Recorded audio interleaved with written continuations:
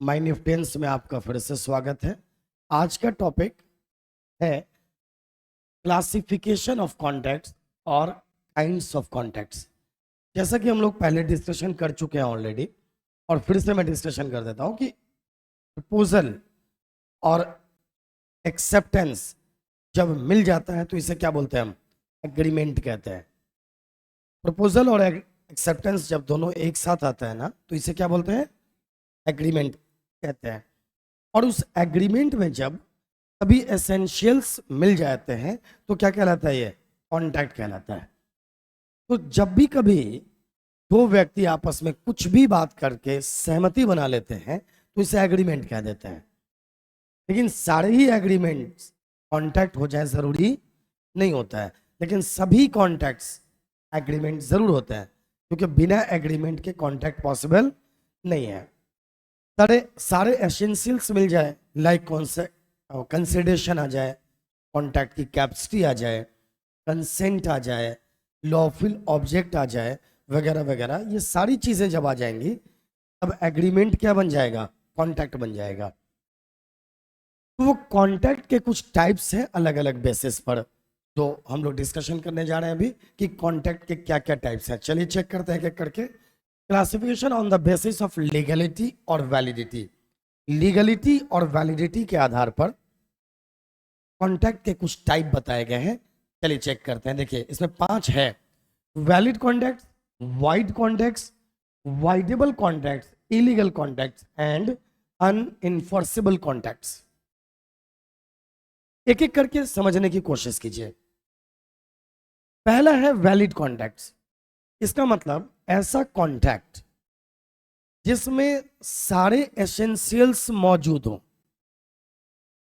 मतलब कि ऐसा कॉन्ट्रैक्ट, अब जैसे एक काम करते हैं, एक एक करके डिफाइन करेंगे तो फिर आपको ज्यादा अच्छे से समझ में आएगा। वैसे पहली बार में कितना समझिए? 5। क्या क्या? Valid contracts, void contracts, voidable contracts, illegal contracts and unenforceable contracts.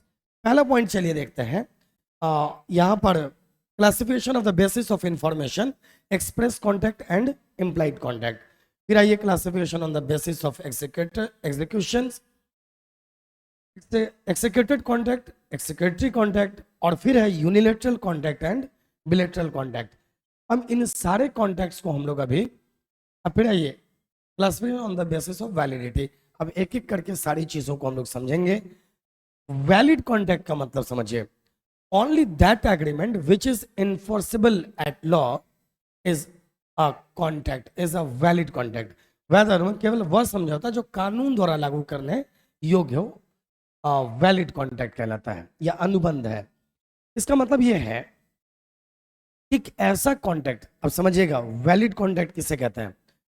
हर वो कॉन्ट्रैक्ट जो इन्फोर्सेबल बाय लॉ हो, मतलब कि जिसको आप पूरा करवा सकते हो। अल्टरनेटिवली आप ये कह सकते हैं ऐसा कॉन्ट्रैक्ट जिसमें सारे एसेंशियल्स मौजूद हो, है ना? कॉन्ट्रैक्ट के सारे एसेंशियल्स मौजूद हो और जिसे हम पूरा करवा सकते हो, कानून के द्वारा हम उसे पूरा करवा सकते हो, ऐसे कॉन्ट्रैक्ट को वैलिड कॉन्ट्रैक्ट कहते हैं। अल्टरनेटिवली वैसा कॉन्ट्रैक्ट जिसको पूरा करवाने में किसी तरह की कोई दिक्कत ना हो, उसे हम वैलिड कॉन्ट्रैक्ट कहते हैं। अब आइए दूसरा देखिए, वाइड कॉन्ट्रैक्ट किसे कहेंगे? An agreement which was originally enforceable when entered into, but which has become void due to supervening impossibility of performance। इसका मतलब यह है, शून्य अनुबंध एक समझौता जो मूल रूप से लागू होने योग्य था, लेकिन जो लागू हो गया है प्रदर्शन की निगरानी की असंभवता के कारण शून्य हो जाता है। अब जैसे देखिए इसका मतलब क्या है, इसका एग्जाम्पल मैं बताता हूँ सीधे सीधे आपको, तो ज्यादा समझ में आएगा। एक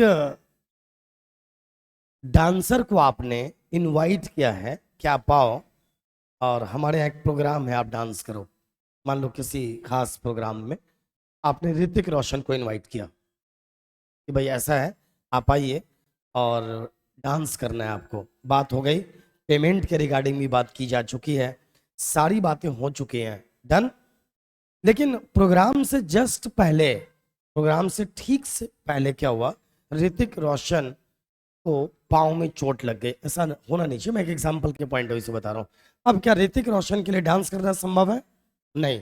तो यहां पर अब ऋतिक रोशन के लिए डांस करना संभव नहीं है।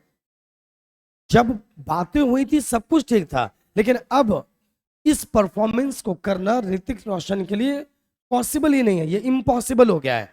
तो ऐसे केस में ये जो कांटेक्ट हो गया ना, अब कौन सा कांटेक्ट हो गया, ये अब वॉइड कांटेक्ट हो गया, यानी व्यर्थ अनुबंध हो गया।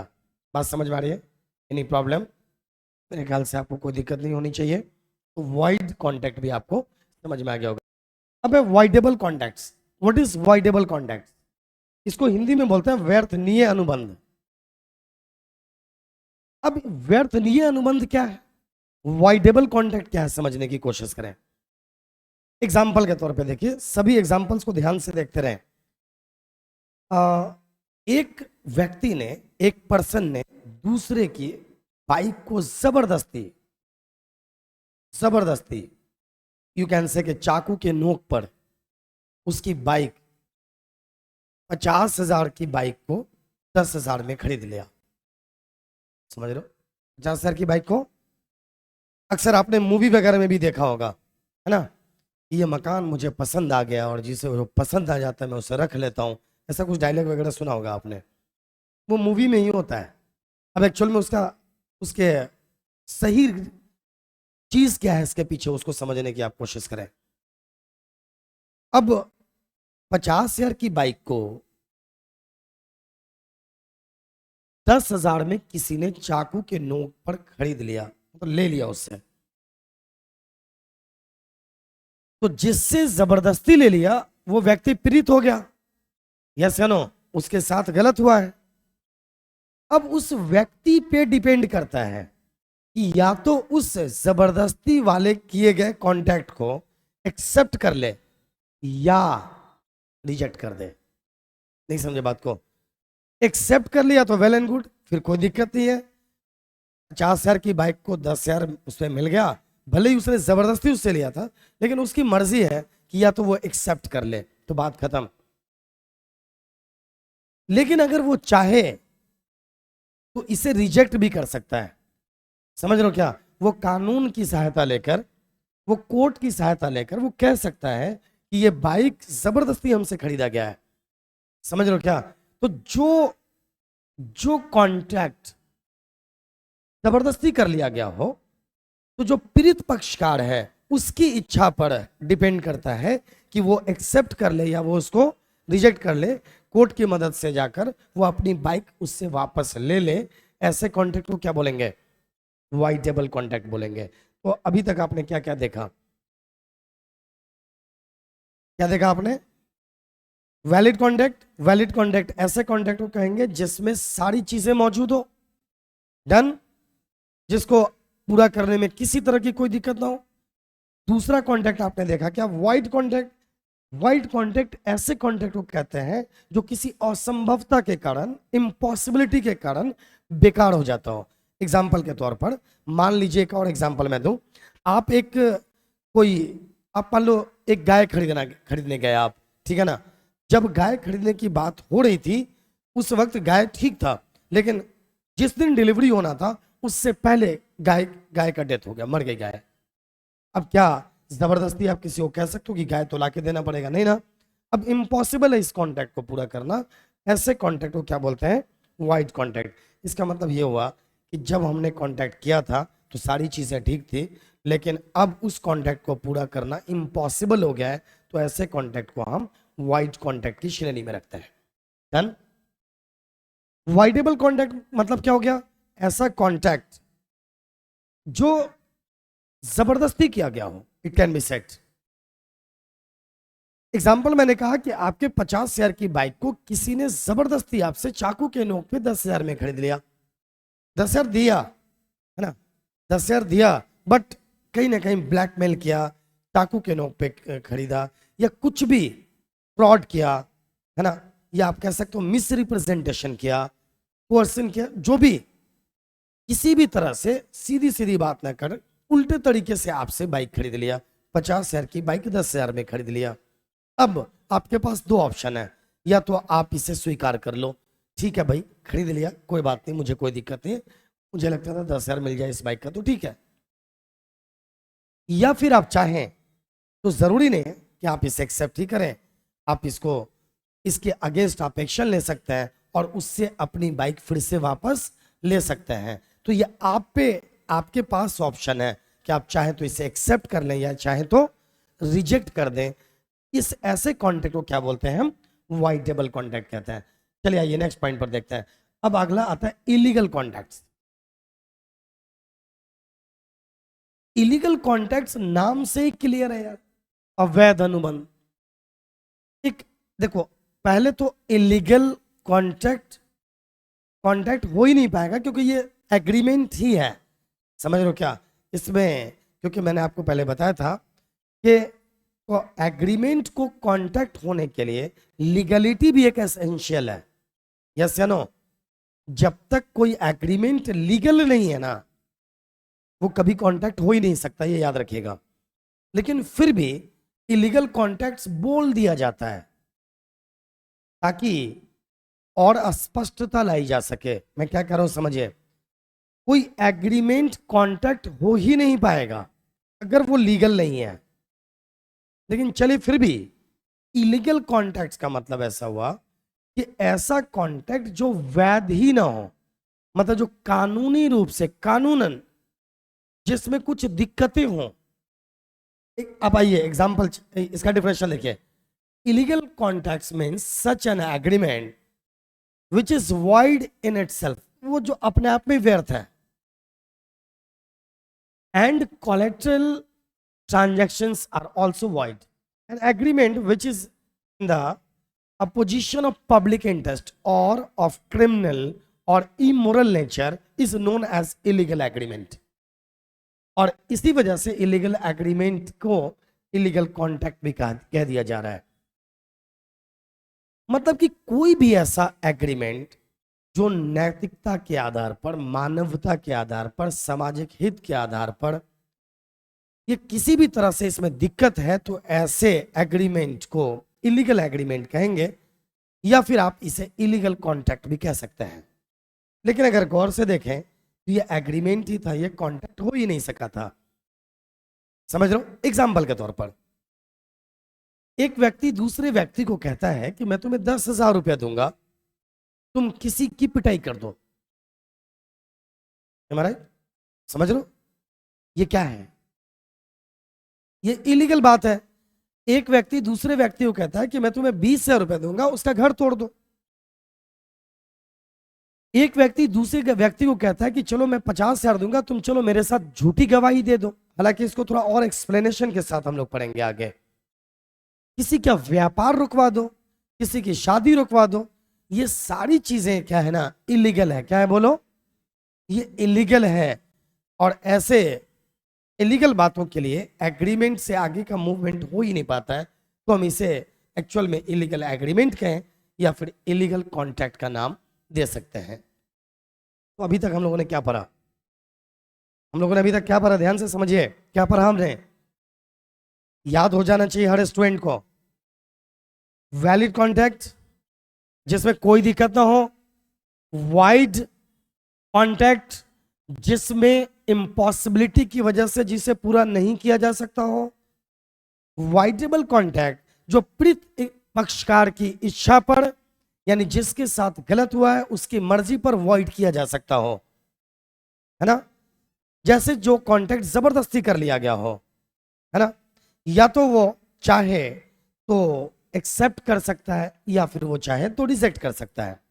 इलीगल कॉन्ट्रैक्ट वैसा कॉन्ट्रैक्ट जो कहीं ना कहीं लीगल ना हो, जिसमें इलीगलिटी की बू आती हो, जैसे कि मानवता के आधार पर सही ना हो, नैतिक मूल्यों के आधार पर भी सही ना हो, या उसमें कुछ क्रिमिनल एक्टिविटीज शामिल हो, ऐसे कॉन्ट्रैक्ट को क्या बोलते हैं, इलीगल कॉन्ट्रैक्ट कहते हैं। और इसे ये अनफोर्सेबल होता है, इसे पूरा नहीं करवाया जा सकता है। मेरे ख्याल से ये 4 चीजें तो आपको समझ में आ गई होगी, राइट। नेक्स्ट है अनइनफोर्सेबल कॉन्ट्रैक्ट्स। ये अनइनफोर्सेबल कॉन्ट्रैक्ट क्या होता है? अनइनफोर्सेबल कॉन्ट्रैक्ट नाम से क्लियर है। वैसे मैं आपको बता दूं, ऐसा कॉन्टैक्ट जिसके अंदर सारी चीजें मौजूद हो बट कुछ टेक्निकल फॉल्ट आ जाए। ऐसा कॉन्टैक्ट जिसमें सारी चीजें मौजूद हो, सब कुछ सही है, दो पक्षकार हैं, लीगल भी है वो, है ना, कॉन्टेक्चुअल कैपेसिटी भी है, कंसिडरेशन भी है, मतलब सारे एसेंशियल्स मौजूद हैं, लेकिन उसमें कुछ टेक्निकल प्रॉब्लम आ गई है। ऐसे कॉन्टैक्ट को अनइनफोर्सिबल कॉन्टैक्ट कहते हैं, मतलब जिसे हम परिवर्तन नहीं करवा, जो अपरिवर्तनीय हो, इन द सेंस कि हम उसको पूरा नहीं करवा सकते हैं। जैसे मैं एक एग्जांपल देता हूं, कहीं पर स्टैम्प्स नहीं लगा है, मतलब प्रॉपर स्टैंप नहीं है, बात समझ रहे हो? जैसे कि कुछ खास टाइप के कॉन्टैक्ट होने के लिए उसमें स्टैंप का लगा होना जरूरी होता है, लेकिन आपने स्टैंप ही नहीं लगाया। और कर रहे हो क्या? तो सारी चीजें तो सही है, उस स्टैंप के न होने की वजह से ये कॉन्ट्रैक्ट पूरा नहीं करवाया जा सकता। तो ऐसे कॉन्ट्रैक्ट को क्या बोलते हैं? अनइनफोर्सिबल कॉन्ट्रैक्ट।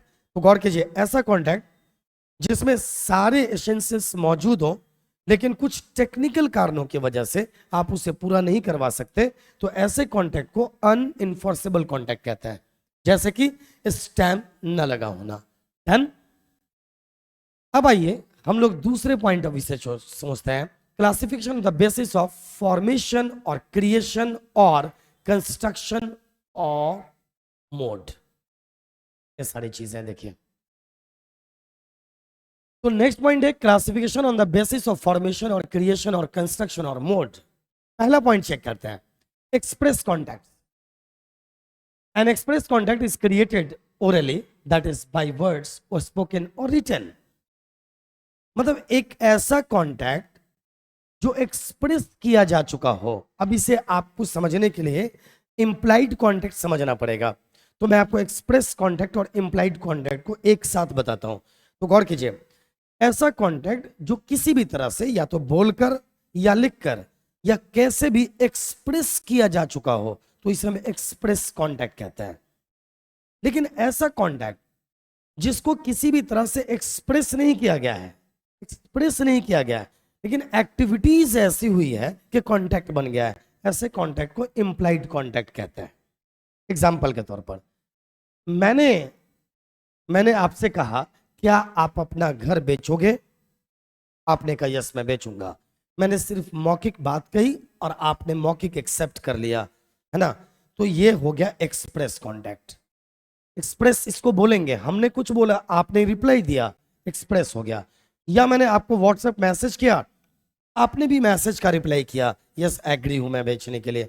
या फिर चलिए, हमने आपको चिट्ठी लिखा, आपने उसका जवाब दे दिया। हमने आपको मेल किया, है ना, इलेक्ट्रॉनिक मेल किया, आपने उसका जवाब दे दिया।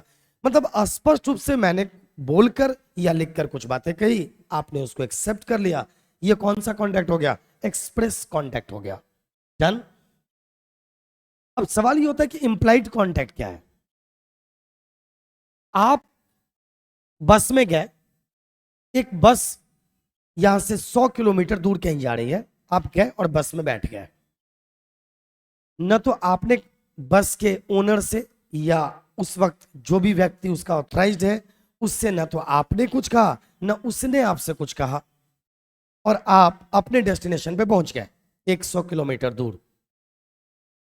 अब जब आपके उतरते वक्त उसने आपसे पैसा मांगा, तो आपने कहा एक बात बताओ, तुमने कब कहा था कि मैं तुम्हें तुम पैसा भी लोगे? समझ रहे हो आपका ऑब्जेक्शन क्या? ध्यान दे रहे हो? आप उसको ये कह रहे हो कि हमारे और तुम्हारे बीच बात कब हुई कि तुम पैसा भी लोगे मेरे से? मुझे तो लगा फ्री चल रहे हैं हम, इसलिए आके मैं बैठ गया, तुम्हें तो मुझे पहले ही कह देना चाहिए था। आपको लगता है ये बात सही है? आपको ये समझ में आ रहा होगा कि हाँ ये बात तो सही नहीं है, लेकिन इसके पीछे लॉजिक क्या है समझिए। भाई, मेरे और आपके बीच, यानी आपके और, चलो आपके और उस बस के ऑथराइज्ड पर्सन के बीच बात हुई थी क्या? नहीं, कुछ बात नहीं हुई। आप सीधे बैठ गए और उतरते वक्त तो आपसे पैसा मांग रहा है। आप कॉन्ट्रैक्ट एक्ट के बारे में बात कर रहे हो कि हमारे और आपके बीच कॉन्ट्रैक्ट हुआ ही नहीं, तो मैं पेमेंट करूंगा ही नहीं। तो ऐसे स्थिति के लिए कहा जाएगा कि ये इम्प्लाइड कॉन्ट्रैक्ट है, ये अपने आप आपकी स्थिति से लागू हो गई है, ये आपके आपके हाव भाव से, आपके अंदाज से ये चीजें क्लियर होती है कि आप इस एग्रीमेंट यानी कांटेक्ट करना चाह रहे हो, इसलिए कांटेक्ट हो गया। दूसरा एग्जांपल लीजिए, आप किसी सैलून में जाते हो, है ना, किसी पार्लर में जाते हो, आप बैठ जाते हो, चेयर पे जाके बैठ जाते हो, वो एक व्यक्ति आता है और आपके सेविंग करना स्टार्ट कर देता है। ना तो उसने आपसे पूछा ना आपने उससे कहा, वो काम हो जाने के बाद कहते हो, वो कहता है दे दो 200 रुपए। आप कहते हो काहे का 200, मैंने थोड़ी कहा था कि तुम सेविंग वगैरह करो। नहीं, मैं पेमेंट नहीं करूंगा। ये भी तो हो सकता है। तो यहां पर क्या है, आपने एक्टिविटी ऐसी करी है, आपने एक्टिविटी ऐसी करी है जिससे क्लियर हो जाता है कि आप कांटेक्ट करना चाह रहे हो। ऐसे ही कांटेक्ट को इम्प्लाइड कांटेक्ट कहते हैं। तो नॉर्मली बच्चे क्या सोचते हैं, गौर कीजिए, कि कांटेक्ट होने के लिए ना, कांटेक्ट होने के लिए लिखा होना जरूरी है, 2-4 गवाह का होना जरूरी है, तभी जाके कांटेक्ट होगा, और कुछ कोर्ट वोट का कागजात होना जरूरी है। ऐसा कुछ नहीं है। अब तो आप समझ रहे हो कौन सा लेवल पे आ गए। मौखिक बात से भी कांटेक्ट हो जाता है, रिटर्न तो होता ही है। बोलने से एक दो व्यक्ति आपस में दो व्यक्ति ने आपस में बातचीत कर लिया, कांटेक्ट हो गया, ये तो ठीक है। अरे इशारों इशारों में भी कांटेक्ट हो जाता है। इशारों इशारों में छोड़ो, कुछ इशारा नहीं करने पे भी कांटेक्ट हो जाता है।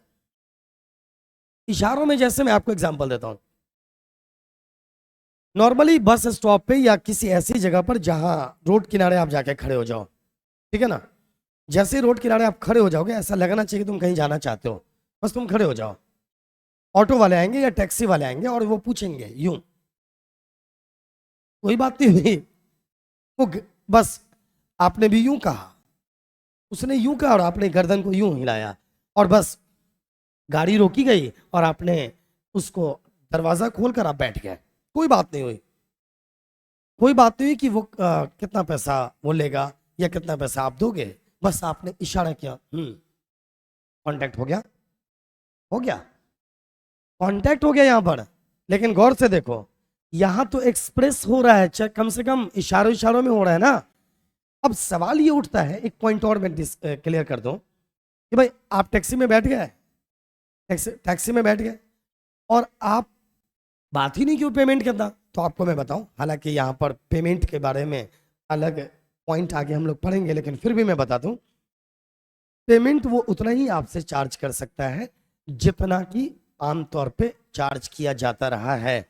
अब अगर वो ये कह दे कि नहीं भैया, हमारा तो आज का इरादा था, आज मैं घर से ही कसम खा कर आया था कि कम से कम 10 गुना किराया लूंगा हर हर पैसेंजर से, तो इसलिए आपको 10 गुना देना पड़ेगा, ये उसकी बात सही नहीं है। पेमेंट उतना ही होगा जितना कि आमतौर पे किया जाता रहा है, वही पेमेंट आपको करना पड़ेगा। मेरे ख्याल से आपको समझ में आ गया होगा, एक्सप्रेस कॉन्टैक्ट के साथ साथ इम्प्लाइड कॉन्टैक्ट भी। समझ में आई बात। तो ऐसा कॉन्टैक्ट जिसको एक्सप्रेस न किया जाए, कुछ ऐसी एक्टिविटीज हो जिससे कि क्लियर हो जाए कि भाई ये कॉन्टैक्ट करना चाहते हो, तो हम इसे इम्प्लाइड कॉन्टैक्ट कहेंगे। मैं आपको एक और बीच में एक एग्जांपल दे दूं। एक व्यक्ति ना आपसे कह रहा है भाई साहब अपना घर बेचोगे, आपने कहा कि नहीं नहीं बेचना, फिर कहा नहीं प्लीज बेच लो, मैं 50 लाख दे दूंगा। फिर आपने कहा नहीं भाई मेरा घर है, एक ही घर है, मुझे नहीं बेचना। फिर उसने कहा 60 लाख दे दूंगा, बेच लो। फिर आपने कहा नहीं बेचूंगा। फिर उसने कहा प्लीज बेच लो। आपने गुस्से में कहा चल भाई बेच देता हूं। पता है कांटेक्ट होगा नहीं होगा? कांटेक्ट हो जाएगा, कांटेक्ट हो जाएगा। इसलिए एक्ट भी कहता है गुस्से में मत आओ। गुस्से में आकर दिया गया एक्सेप्टेंस आपका एग्रीमेंट बना देगा, ध्यान रखिए। और चूंकि कंसिडरेशन है, लॉफुल ऑब्जेक्ट भी है, कोई गलत तो है नहीं घर खरीदना, समझ रहे हो, पॉसिबिलिटीज भी है, कंसिडरेशन है, कॉन्ट्रैक्ट की कैपेसिटी है, सारी चीजें हैं, ये कॉन्ट्रैक्ट हो जाएगा। तो खैर बारीकियों पर हम लोग और आगे डिस्कशन करेंगे। अब आइए classification on the basis of executions. अब classification on the basis of executions का मतलब समझिए क्या है। पहला है, ध्यान से देखिए, यहां पर एक्सिक्यूटेड कॉन्ट्रैक्ट्स।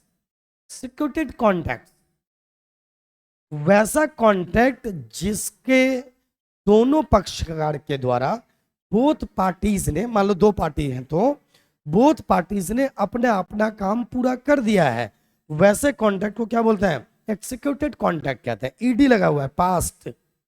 ध्यान दीजिए, वैसा कॉन्ट्रैक्ट जिस कॉन्ट्रैक्ट को के दोनों पार्टीज ने, एजम्पशन हमारा यहाँ पे दो पार्टीज हैं, जिस कॉन्ट्रैक्ट के दोनों पार्टीज ने अपना अपना काम पूरा कर दिया है, वैसे कॉन्ट्रैक्ट को क्या बोलेंगे? एक्सिक्यूटेड कॉन्ट्रैक्ट कहेंगे। सिंपल सी बात मैं आपको बताता हूं। मैंने कहा कि क्या आप अपना घर बेचोगे? आपने कहा यस मैं बेचूंगा। 1 करोड़ में हमारी आपकी बात हो गई, डन, ये हो गया कॉन्ट्रैक्ट। मैंने आपको आपका 1 करोड़ दिया, आपने अपना घर मेरे हवाले किया। ये कौन सा कॉन्ट्रैक्ट? Executed contract. मतलब कि आपने भी अपना काम पूरा कर दिया और मैंने भी अपना काम पूरा कर दिया। इसको क्या बोलेंगे? बोलो, एक्सिक्यूटेड कॉन्ट्रैक्ट। Any problem? जब दोनों पार्टीज ने अपना अपना काम, अपना दायित्व पूरा कर दिया, तो हम इसे एक्सिक्यूटेड कॉन्ट्रैक्ट कहेंगे। डन। अब आइए नेक्स्ट पॉइंट आएगा, एक्सिक्यूटरी कॉन्ट्रैक्ट। अब आपके दिमाग में क्वेश्चन वही वाला आएगा, समझ गए सर, एक कर दे एक ना कर दे तो एक्सिक्यूटरी है ना? ऐसा नहीं है।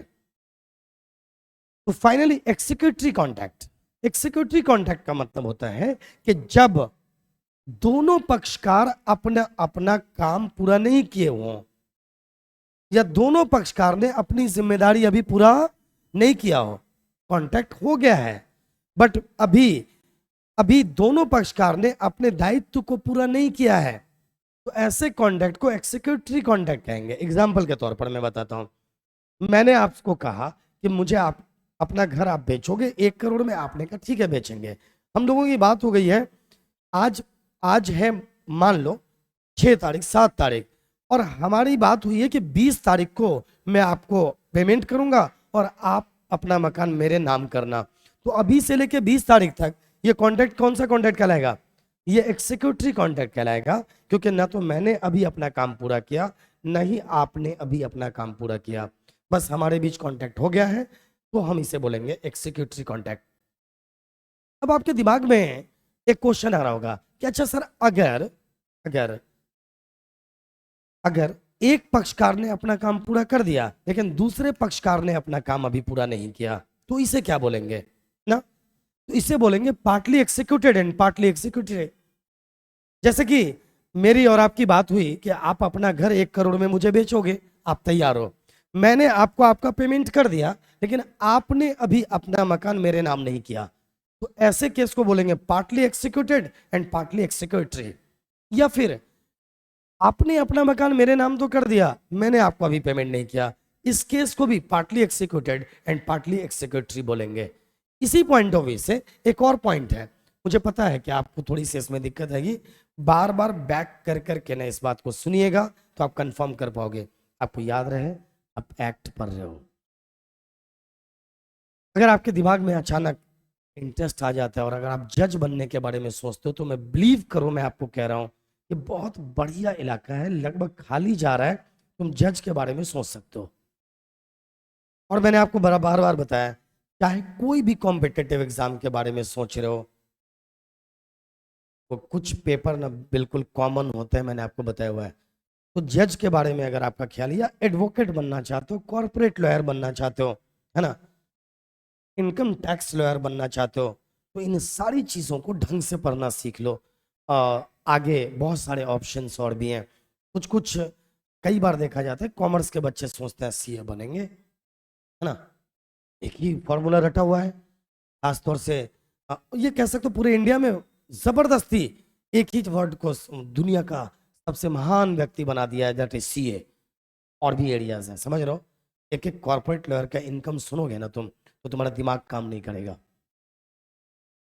फिर आइए, अब आइए चेक करते हैं। अब यहाँ पर unilateral contract, unilateral and bilateral भी आगे हम लोग देखेंगे। तो it is a contract which a promise on one side is exchange for an act on the other side, and unilateral contract is to be perform by only one of the parties. मैंने अभी आपको कहा ना, जिसको आप partly executed and partly executory कह रहे थे ना, उसी को अगर सिंगल बोलना है तो उसको आप यूनिलेटरल कह सकते हो।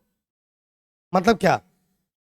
जब एक पार्टी ने अपना काम पूरा कर दिया और दूसरे पार्टी ने अपना काम पूरा नहीं किया, लाइक मैंने कहा कि क्या आप अपना घर बेचोगे 1 करोड़ में, आप इस बात पर एग्री कर गए हो, हमारे और आपके बीच कॉन्टैक्ट हो चुका है, मैंने अपना पेमेंट कर दिया, आपने अपना घर मेरे नाम नहीं किया, या फिर आपने अपना घर मेरे नाम कर दिया है बट मैंने अभी आपको पेमेंट नहीं किया है, मतलब ऐसा नहीं कि जबरदस्ती नहीं किया है, हम लोग के बीच बात ही ऐसी हुई थी कुछ कि इतने तारीख को आप घर नाम कीजिए, पेमेंट मैं बाद में करूंगा, या पेमेंट ले लो घर बाद में नाम किया जाएगा, ठीक है ना। तो ऐसे केस को क्या बोलेंगे, पार्टली एक्सिक्यूटेड एंड पार्टली एक्सिक्यूटरी, या फिर आप इसको अगर एक शब्द में बोलना चाहते हो तो इसे बोल सकते हो यूनिलेटरल। क्या बोलोगे इसे, यूनिलेटरल। कंफर्म हो गया आप, व्हाट इज यूनिलेटरल, मेरे ख्याल से कंफर्म हो गया होगा। अब आइए एक इस एरिया का last point, bilateral contact. Bilateral contact means what, जब दोनों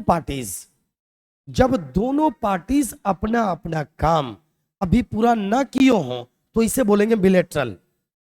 बिलेटरल का मतलब क्या हो गया, एक्सिक्यूटरी।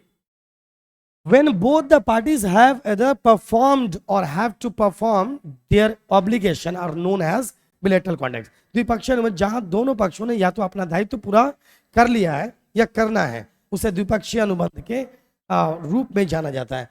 मतलब ये या तो कर लिया या करना बाकी है, दोनों ने या तो पूरा कर लिया हो ध्यान से, या दोनों का करना अभी बाकी हो, that is called bilateral contact. मेरे ख्याल से बात समझ में आ गई होगी। और एक लास्ट मुद्दा हम लोग और चेक कर लेते हैं, classification on the basis of formality. देखिए यहां पर है फॉर्मल कॉन्टैक्ट। फॉर्मल कॉन्टैक्ट का सीधा मतलब है a formal contact is entered into a prescribed form, it is in writing, signed, sealed and delivered by the parties। पहले समझिए, फॉर्मल का सेंस बिल्कुल आसान है, वैसा कॉन्टैक्ट जो हर तरह से फॉर्मल हो।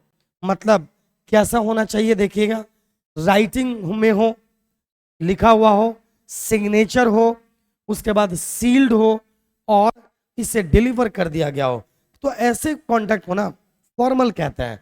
और अगर किसी भी तरह से इन सारी चीजों में कोई चीज की कमी हो तो इसे हम सिंपल कॉन्टैक्ट कहते हैं। जैसे मैंने अभी आपको कहा, समझिएगा, मैंने आपसे मौखिक बात किया कि क्या आप अपना घर बेचोगे 1 करोड़ में, आपने इसको एक्सेप्ट कर लिया, तो ये हमारे बीच कांटेक्ट हुआ, बट ये फॉर्मल कांटेक्ट नहीं है। ये कौन सा कांटेक्ट है, सिंपल कांटेक्ट है।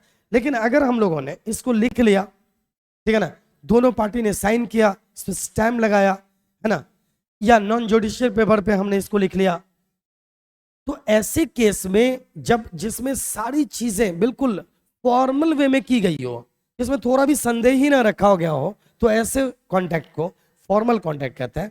वैसे आप प्रायोरिटी कौन से कॉन्टैक्ट को दोगे, फॉर्मल कॉन्टैक्ट को या सिंपल कॉन्टैक्ट को, फॉर्मल कॉन्टैक्ट को। जैसे कि मैं आपको इसका एक एग्जांपल देता हूं, जैसे आप क्लास आते हो तो कई बार ना बच्चे फटी हुई जींस पहन के आ जाते हैं, ठीक है ना, आ सकते हो, आ ही जाते हैं बच्चे, है ना, काम चल ही जाता है, बट अच्छा नहीं माना जाता है। मैं एक तीर दो निशाने की बात कर रहा हूं, मेरी बात समझ रहे हो क्या, अच्छा नहीं माना जाता है। तो कहने का सेंस है कि हमें फॉर्मल होकर रहना चाहिए। जो मेरा लेक्चर का मोड है जिस भाषा में, उस भाषा को क्या बोलेंगे, फॉर्मल बोलेंगे। मेरे ख्याल से बातें समझ में आ गई होगी, एंजॉय कीजिए। आज के लिए इतना काफी है, बेस्ट ऑफ लक।